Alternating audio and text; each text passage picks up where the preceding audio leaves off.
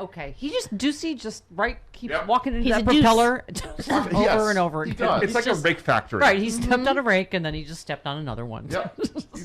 He's like, oh no, here he goes. Yeah, keep going. All right. All right. So then what's changed since last year when he said, I will not do what this former President Trump does and use the Justice Department as my vehicle to insist that something happened? He's not Well, doing that. since you give me the opportunity here, former President Trump used his office to incite an insurrection. He put political pressure on senior DOJ officials to propagate lies about the election to the point where they threatened to resign en masse. I think there's hardly a comparison there. Oh my goodness. Oh my goodness. Thwack. Give that boy some aloe vera. Rake factory. Sick burn. Wait. Oh. I mean, he knows what he's going to get, doesn't he? Yes, that. He's going to get that.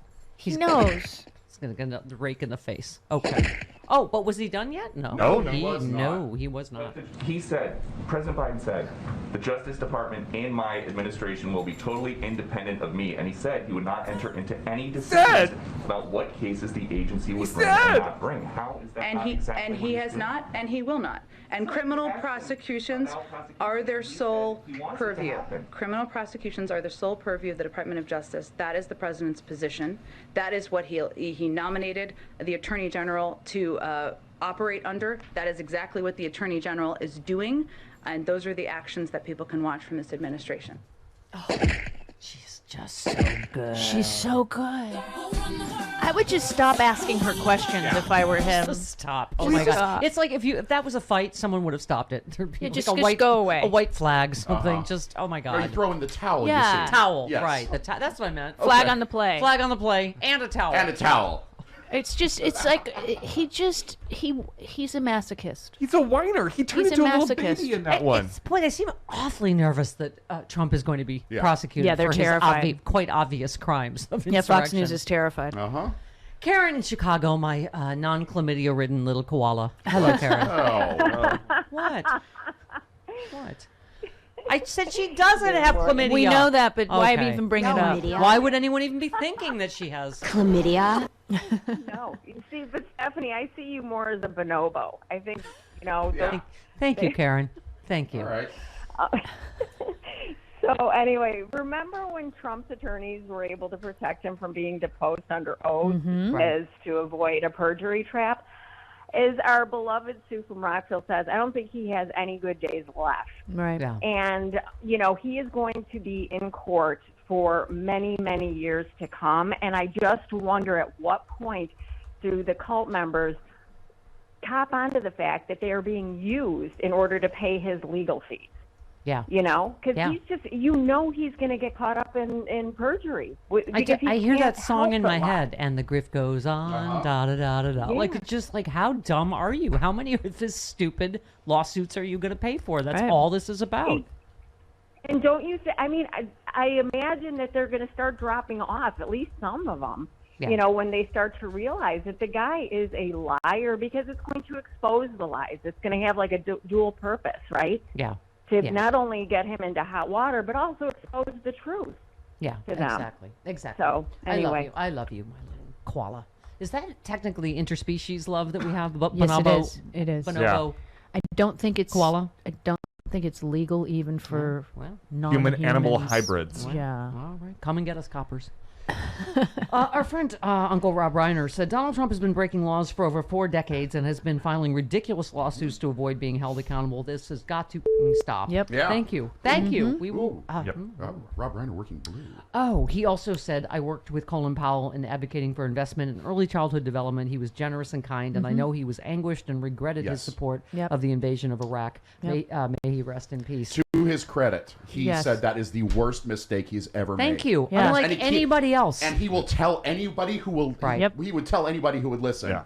that fact. No, people were giving me crap for saying he was gracious. It's like, you know what? Yeah. You have to. But I mean, nobody else apologized. Nobody they were else wrong did. about Iraq. No one else did that was Right. in that administration. Nobody else did. Thank you. Yeah, so I'm right. And Liz Cheney, when she gets done, thank God she draws the line at insurrection, but she'll go back to telling her daddy's lies about the Iraq War. Whereas Colin Powell, to his credit, and also, you know, he was lied to. For those of us on the exactly. Well, he said he found out later it came from the vice president's office. And it came from Curveball. No, when I met him, they used him. They used his reputation to try and sell this ridiculous illegal war. And you know, I will say the other thing, Jody, for those of us on this side, that really was quite stunning and might have made all the difference in the world. Is when instead of supporting lifelong friend and lifelong Republican like him, John McCain, he endorsed Barack Obama. He came out early, and that was huge at the time. People don't remember. No, when I met him, oh, Jody, of course you've met him.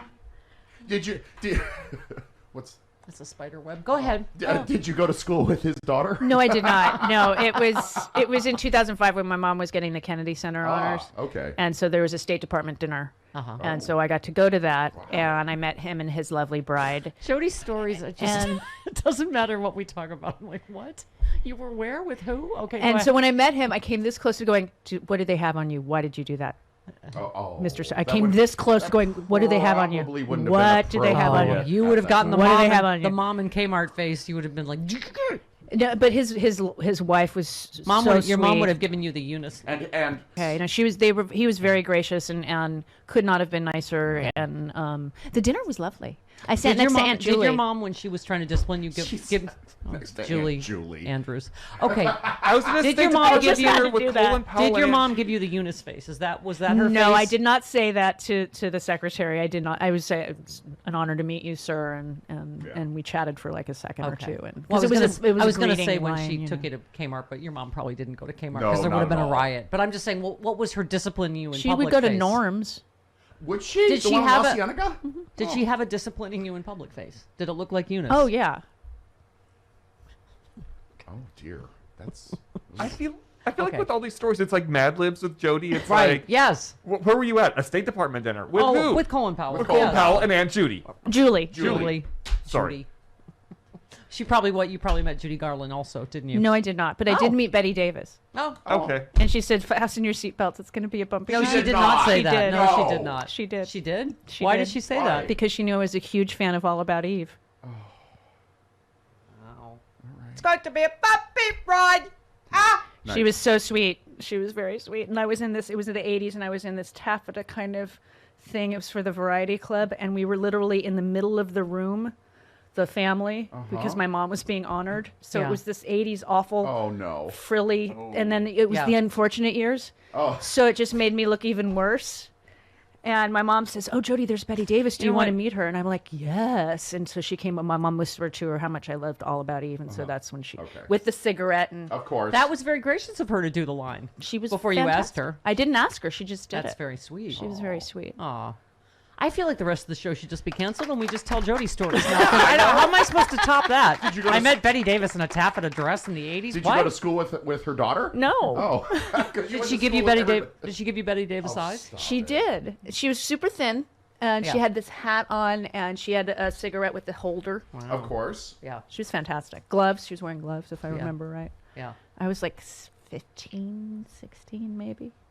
Did you say you wouldn't talk to me this way?